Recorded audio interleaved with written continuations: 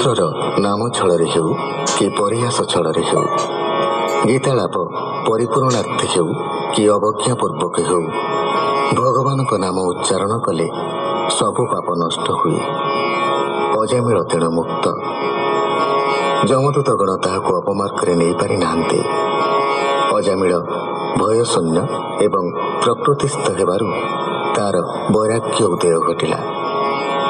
ସାଧୁସଙ୍ଗ ଫଳରୁ ମଣିଷ ମନରେ ଚୈତନ୍ୟ ଓ ବୈରାଗ୍ୟ ସଞ୍ଚାର ହୁଏ। ଅଜାମିଳ ଏବେ ଗୃହ ସଂସାର ଛାଡ଼ି ଗଙ୍ଗା ତୀରକୁ ଯାଇଛି। ଶୁକ ଉବାଚ ହେମନ୍ତେ ଜାତ ଦିବ୍ୟ ଜ୍ଞାନ ଜେଣୁତା ସାଧୁ ଦର୍ଶନ, ତେଜିଣ ସକଳ ବନ୍ଧନ ଗଙ୍ଗା ଦ୍ୱାରକୁ ଆଗମନ। ଦେବ ସଦନେ ବିପ୍ର ଯାଇ ନିଶ୍ଚଳ ମନେ ଯୋଗ ଧ୍ୟାଇ, ଇନ୍ଦ୍ରିୟ ନିଗ୍ରହ କରିଣ ବ୍ରହ୍ମେ ନିବେଶି ସ୍ଥିର ମନ। ସକଳ ଗୁଣ ପରିହରି ଆତ୍ମାକୁ ସମାଧିରେ ଧରି, ପରମ ବ୍ରହ୍ମେ ମନ ଦେଲା ମନକୁ ତହିଁ ନିବେଶିଲା। ବ୍ରହ୍ମ ଭାବନେ ସ୍ଥିର ମନ ଦେଖିଲା ବିଷ୍ଣୁ ଦୂତ ମାନ। ପୂର୍ବେ ଯେ ରୂପ ଦେଖିଥିଲା ପୁଣି ଦେଖନ୍ତେ ପ୍ରଣମିଲା। ଗଙ୍ଗା ଜଳରେ ଦ୍ୱିଜ ବର ତେଜିଲା ନିଜ କଳେବର। ତକ୍ଷଣେ ବିଷ୍ଣୁଦୂତ ପ୍ରାୟ ହୋଇଲା ତାର ଦିବ୍ୟ କାଏ। ବିଷୟ ଦୁର୍ଗତି ଖଣ୍ଡନ ବେଷ୍ଟିତ ହୋଇ ବିଷ୍ଣୁଗଣ। ହେମ ବିମାନ ଆରୋହିଲା ତକ୍ଷଣେ ବିଷ୍ଣୁ ଲୋକେ ଗଲା। ଦାସୀ ପତି ପତିତ କର୍ମ ନଷ୍ଟ ତାହାର ସର୍ବଧର୍ମ। ବ୍ରତ ବିହୀନ ନିନ୍ଦାଚାର ନରକେ ପଡ଼ନ୍ତା ଶରୀର। ଈଶ୍ୱର ନାମ ଗ୍ରହଣରୁ ତତ୍କାଳ ମୁକ୍ତି ନର କରୁ। ମୋକ୍ଷ ବାଞ୍ଛିତ ନରଙ୍କର କୃଷ୍ଣ କୀର୍ତ୍ତନ ନାହିଁ ପର। ନିଶ୍ଚଳ ଚିତ୍ତେ କୃଷ୍ଣ ଭଜ ଏ ଭବ ବନ୍ଧ ମାୟା ତେଜ। ଶ୍ରୀକୃଷ୍ଣ ନାମର ମହିମା ସୁଖ କହିଲେ ଗୁଣ ସୀମା। ସୁଜନେ ଏଣେ ଚିତ୍ତ କର ଏ ମାୟା ବନ୍ଧନୁ ନିସ୍ତର। ବୋଲ ଇ ଦାସ ଜଗନ୍ନାଥ ଷଷ୍ଠ ସ୍କନ୍ଧରେ ଭାଗବତ। इति श्रीमद्भागवते महापुराणे पारमहंसं संहितायां षष्ठ स्कन्धे अजामिळोपाख्यान नाम द्वितीयोऽध्यायः।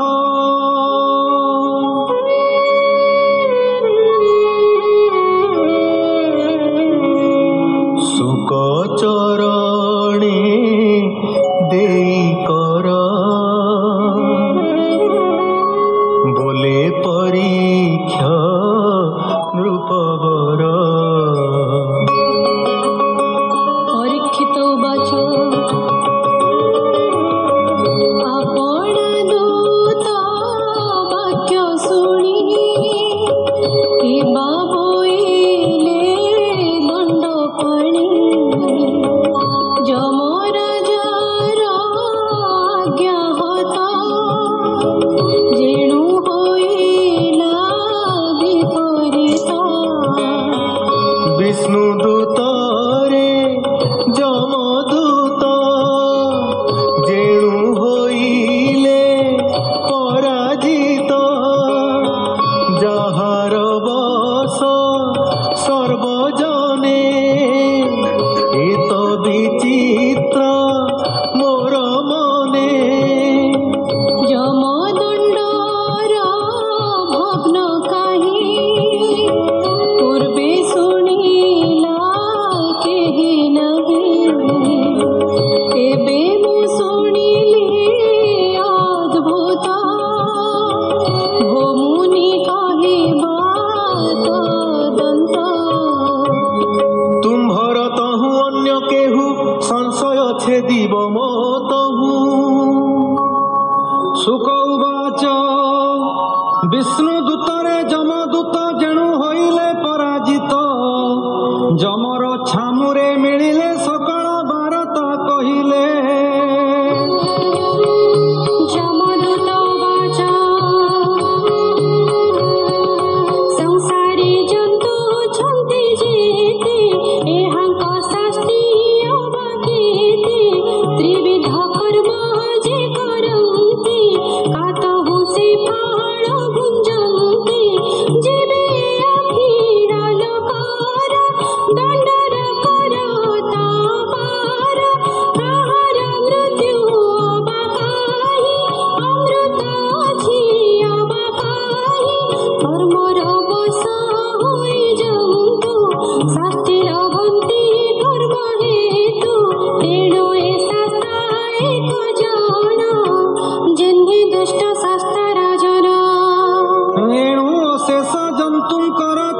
যে শাস্তা দণ্ডধর ଈଶ୍ୱର ମାନଙ୍କ ଈଶ୍ୱର ଶୁଭ ଶୁଭର ଠାକୁର ତୁମ୍ଭର ଦଣ୍ଡ ଏବେ ନାହିଁ ପାପିଷ୍ଠ ଜନଙ୍କର ତହିଁ ଅଦ୍ଭୁତ ସିଦ୍ଧ ଚାରି ଜଣ ତୁମ୍ଭଙ୍କୁ କଲେ ଅବଜ୍ଞାନ ତୁମ୍ଭ ଆଦେଶ ଘେନି ଶିରେ ଆମ୍ଭେ ଆଣୁଥିଲୁ ପାପିରେ ଯାତନା ଗୃହକୁ ଆଣନ୍ତେ ମୋଚନ କରିଣ ତୁରିତେ ପାଶକୁ ଛେଦିଲେ ପ୍ରତ୍ୟକ୍ଷେ ସେ ସିଦ୍ଧେ ଗଲେ ଅନ୍ତରିକ୍ଷେ ଆଣନ୍ତେ ସେ ପାପି ବ୍ରାହ୍ମଣ ଆସି ମିଳିଲେ ସିଦ୍ଧଗଣ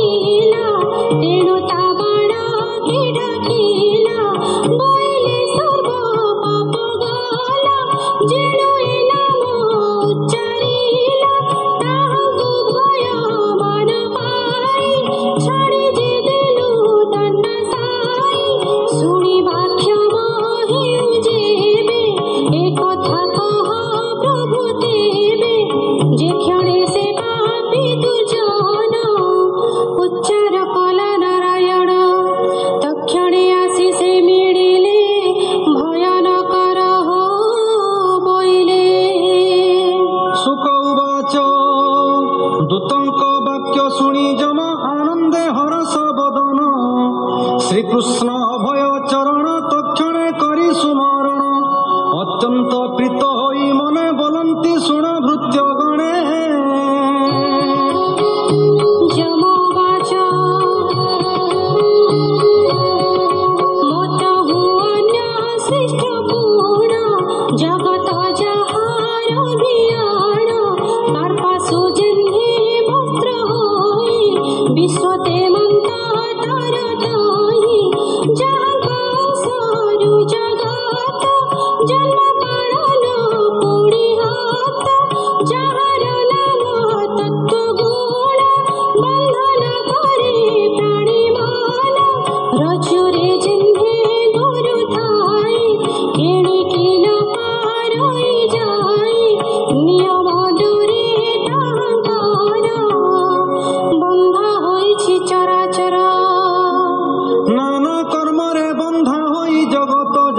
से बही मुहि महेन्द्र नई ऋति वरुण आदि दिगपति सोम अनल महेश्वर पवन ब्रह्मा दिवाकर विश्वे देवा जे बसु जेते रुद्र मरुद्गण सहिते सिद्ध किन्नर साध्य करी संसारे जेते अधिकारी